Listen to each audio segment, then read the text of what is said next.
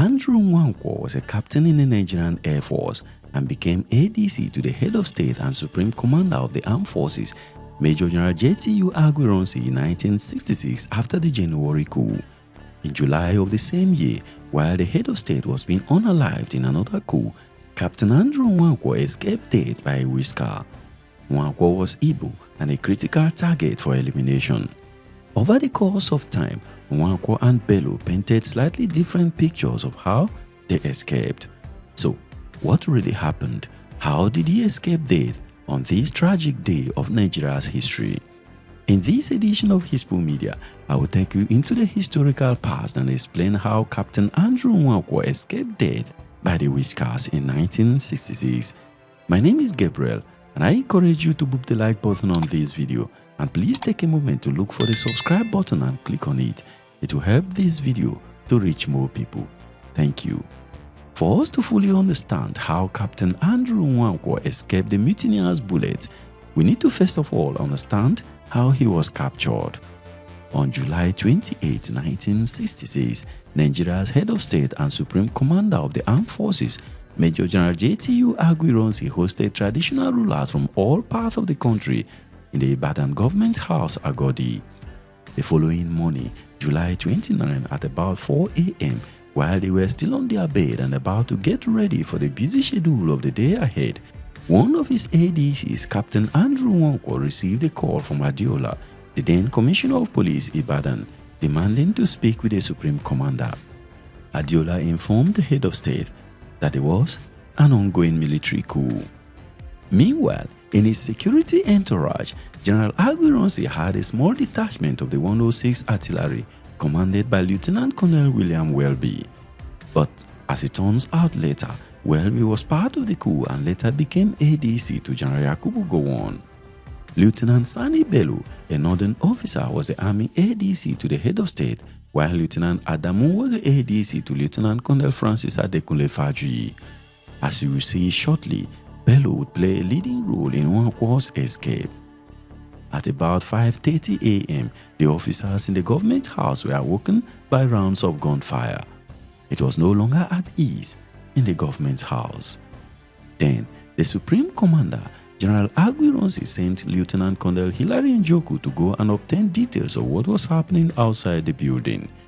Hilary Njoku, the commander of the 2nd Brigade in Lagos, then emerged from the main building and was walking right past the soldiers on duty, moving towards the gate. When he attempted to leave the premises, ostensibly to mobilize loyal units, he was shot at by soldiers who had been ordered not to allow anyone out, and he responded in kind. However, some accounts say that he was the first to shoot. Luckily, he escaped with serious injuries to his thigh. Njoku was now the officer who later alerted others outside the government house Ibadan about the coup. Meanwhile, as Njoku did not return, Lieutenant Colonel Adekunle Fajuyi commanded Captain Andrew Nwankwo to go outside the government house to find out what was happening. When Nwankwo met with Major T.Y. Danjuma, he demanded to see the head of state but detained Nwankwo. At this time, there was tension in the building. Then, Adekunle Fajuyi took courage and went out to find out what was holding Nwankwo. But Fajuyi was arrested as well. At this time, the demand for General Aguiyi-Ironsi to come down became intensive. Then, Fajuyi and Andrew Nwankwo led them to Ironsi. When they got to Ironsi, Major Titus Newman, a non-commissioned officer who was promoted by General Aguiyi-Ironsi to the rank of full lieutenant, seized Ironsi's crocodile swagger stick. Thereafter, Aguiyi-Ironsi, Fajuyi, Nwankwo, and Sani Bello were all arrested by the mutineers. They were taken away in a Land Rover and a minibus and driven to an isolated area along Iwo Road. The mutineers stopped over, marched the victims to the right-hand side of the bush, and killed them there. But by stroke of luck, Captain Andrew Nwankwo, an Igbo officer and Air Force ADC to the head of state, managed to escape from here along with Sani Bello. The question therefore is, how did he manage to escape? In answering this question, different accounts explain what happened. We begin with the account presented by Lieutenant Sani Bello, the Army ADC, to the head of state. But first, while Nwankwo announced that Lieutenant Sani Bello saved his life, Sani Bello himself, in his own account, credited Garba Dada Paiko as their savior. According to Bello, Garba Dada Paiko ordered them into a Land Rover as the killer gang got really bloodthirsty. He said, unquote, "We drove for some time until we reached a level crossing. We were still moving. I didn't know whether it was a flyover. When we reached there, we turned right into the bush as was demanded by the staff sergeant. We drove for some distance and stopped. As we were stopping, as God would have it, Lieutenant Dada, the adjutant of the 4th Battalion who I spoke to earlier and who told me to locate Mogoro, decided to come and see what was happening at the government house. He went to the government house and found it was empty. He asked what happened, and I think somebody told him we followed Iwo Road. So he decided to follow the road and came after us. That delay at a small forest gave him time to cover the distance. As we were stopping at the execution point, Dada was there. We were the same intake and took the same course in military college. He ordered Andrew Nwankwo and I to jump into his Land Rover, and of course the sergeant major started murmuring and trying to disobey, but Dada was a very influential and strong officer. Bello went on, still unquote. Specifically, Dada told them to keep the 2 senior officers and await further instructions, and said we should jump into the Land Rover. As we were jumping into the Land Rover, we heard a machine gun fire, and Dada rushed back. The sergeant major said he was trying to run away and we shot him. They killed Fadri while we were there. I did not see the body, but we heard the shot and they told Dada that they killed him. That was the last I heard of Ironsi. Meanwhile, Captain Andrew Nwankwo painted a slightly different picture. In an interview on the Sun News in June 2004, Captain Andrew Nwankwo reportedly explained that on the night of the coup, the Supreme Commander was not feeling well, so he went to bed early. According to him, unquote, the head of state wasn't feeling quite well. He had a knee problem and had to go to bed early. Lieutenant Sani Bello was the Army ADC and we were very close. So we left that night to go and look out and came back late. Lieutenant Adamu, who was the ADC to Fadri, Sani Bello, Welby, and myself all slept together in one room. End of quote.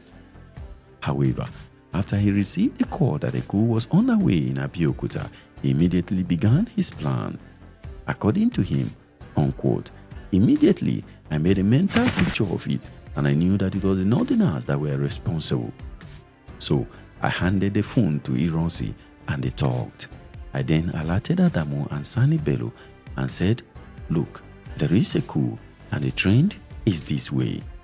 Bello assured me that if it is his own people, he will protect me, because there was tension in the land and such that we knew a coup was imminent, so we agreed to protect each other depending on where it will be coming from. When they were finally arrested at Down and taken to the bush at Iwo Road, Fadri fell down. In this account, Nwankwo explained, unquote, as Fadri fell down and they were beating him, Sani Bello came to me and tapped me and said, we could do something now. It was providence. Maybe I was not destined to die. I took a few steps from them and jumped into a nearby dish, all in a split of a second. Bello came and stood by the dish and was shouting that I had escaped, pointing at another direction. So the soldiers ran around that direction, shooting into the bush, and they felt they must have killed me. They shot Fadri and then Ironsi there by the side of the stream. So Bello made sure that he was the last to leave the place. End of quote. The former ADC, who was later elected senator in 1983, stated that the former head of state could have escaped, if not that he wanted to make sure that there was no bloodshed. He said, if he sacrificed his life and prevented bloodshed in Nigeria, it is better for him. Even his chaplain was said to have urged him to escape, but he said no. Also, many of his officers were contacted instead of taking action, ran away. In a very interesting development, the ADC denied the prevailing story that Ironsi was tied to a Land Rover and dragged along the road. He maintained that he saw Ironsi and Fajui shot dead. He said, unquote, "They shot him on the chest and it was a burst, so he would have died after the first shot." End of quote. Meanwhile, Alexander Madiebo seemed to corroborate Nwankwo's account. According to him, while Ironsi was being shot, Nwankwo said he ran into the bush and escaped. He emphasized that his escape was not due to his cleverness, but because his colleague, the Hausa ADC who was also present, wanted him to escape. Nwankwo explained that during the month of June 1966, he and his northern colleagues had discussed the possibility of another coup.